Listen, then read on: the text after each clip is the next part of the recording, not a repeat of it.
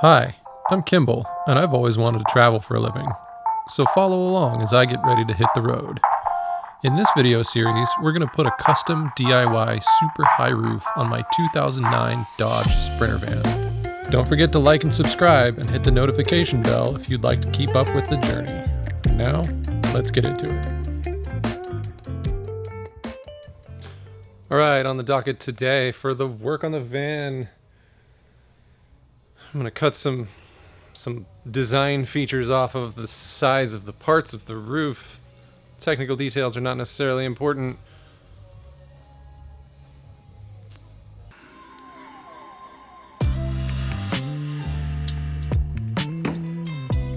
Okay, so I guess I do need to go into the technical details of the thing that I cut off. So the thing that I cut off was a little ear at the end of each side piece that formed what's called a lap joint. The lap joint was in there for two reasons. One was that it served as an indexing feature during the assembly process. And what that means is that there is a physical geometry that when you put your pieces together, it sort of locates them in space. And in this case, those ears, that lap joint, were to make sure that the sides of the roof were nice and collinear. They were in the same plane, more or less. The other has to do with the way that forces travel through materials. And to explain that is going to require just a little short engineering lesson. Ready? Let's go. So when you apply force to any object, that force can be generally broken down into three components. You have axial, compression, or tension. You have bending, or what's called a bending moment for some reason, or you have shear. Think of shear as two pieces of anything trying to slide in the opposite direction. Only, really, it doesn't even have to be two pieces. Shear occurs anytime that you're trying to get one half of something to slide in a different direction than the other half of something. With that in mind, a general rule of thumb when you're designing anything that is going to be glued together is that bending moments are bad, shear is pretty good, and axial tension is just kind of okay. The best, though, is if you can make yourself a joint that no matter what direction you apply the force in, the joint is going to experience that in a combination of shear and axial loading. That way, no matter what, you're guaranteed to have like a pretty good solid joint. The other benefit of that is that it increases your bond line surface area, so you have more surface area on which to put your glue.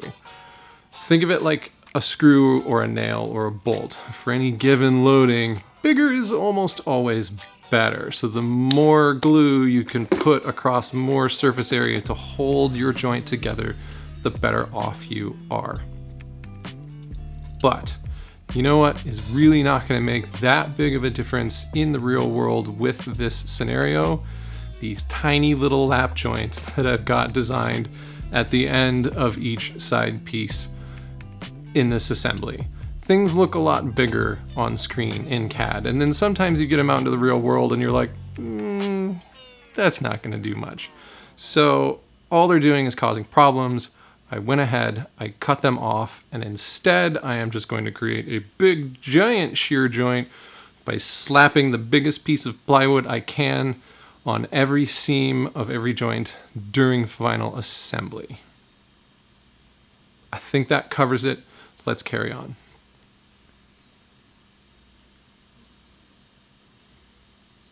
I think I need to point this way so you feel like you're moving on into the future with the YouTube title bar. Yeah, okay.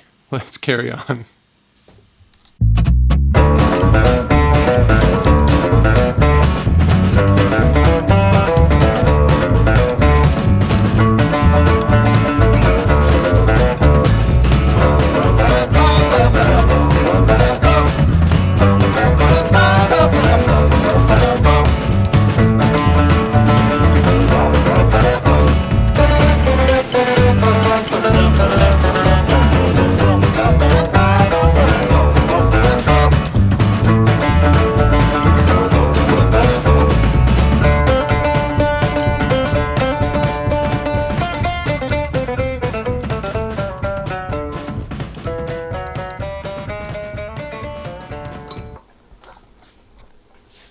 can.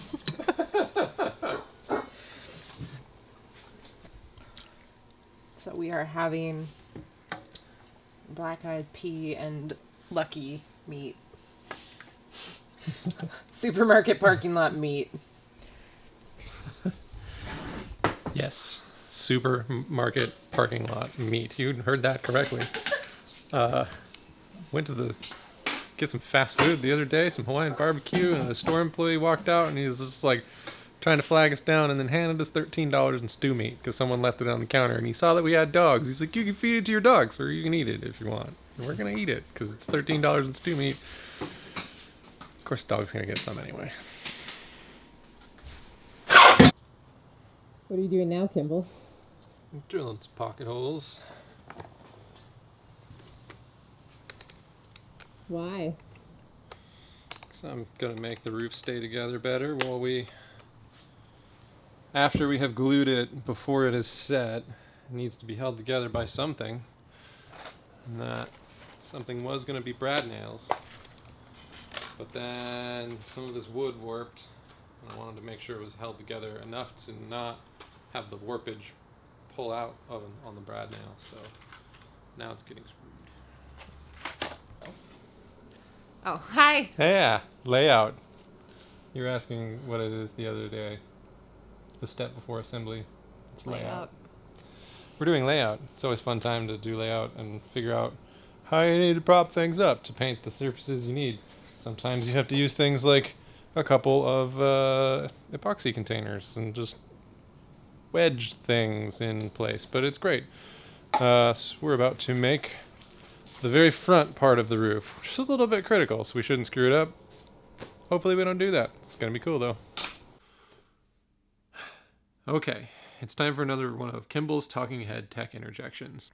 This one is especially because we have two people working on this project that alternate camera duties, and when you have both people covered in sticky, permanent goop, there's no one really around to touch the camera. So, the process that you're about to see sort of takes place in three parts. The first part is when you mix up the epoxy and you just paint it on all of the surfaces that you want to glue together. And you let that soak in, you let that penetrate the wood, and you put on as many coats as needs be to saturate that material. The second part is you add a filler agent. And in this case, we use an agent that's specifically for mechanical bonding. So it gives you good mechanical properties. It makes, I'm guessing, because there's no data on it, I'm guessing it makes the epoxy tougher, less brittle, and hopefully less likely to deflect in higher temperatures. So you mix up that goop and you smear it on all of the bond lines where you want to stick your parts together, so you get it smushed in there, and that thickened epoxy will take care of any gaps or any problems in your assembly tolerances or whatever. It'll just fill the voids. You nail that together or you screw that together, whatever the case may be, and you hold that joint. And then the third part is you take that same thickened goop and you smear it around all of the corners of what you've just glued together, and you create a fillet. And that goes back to that whole, like, we're going to put things in shear and in tension, like design your glued joint to take up as many dimensions as possible. Like, you want a 3-dimensional glue joint in as many ways as you can muster to increase that bond line surface area like we already talked about. So, without further ado, we're going to watch that, and probably over music with minimal talking. Because other than that, it would be boring and repetitive. We're going to do this 4 times, and I'm going to show you maybe 1.5 of those times. All right? Cool. Carrying on.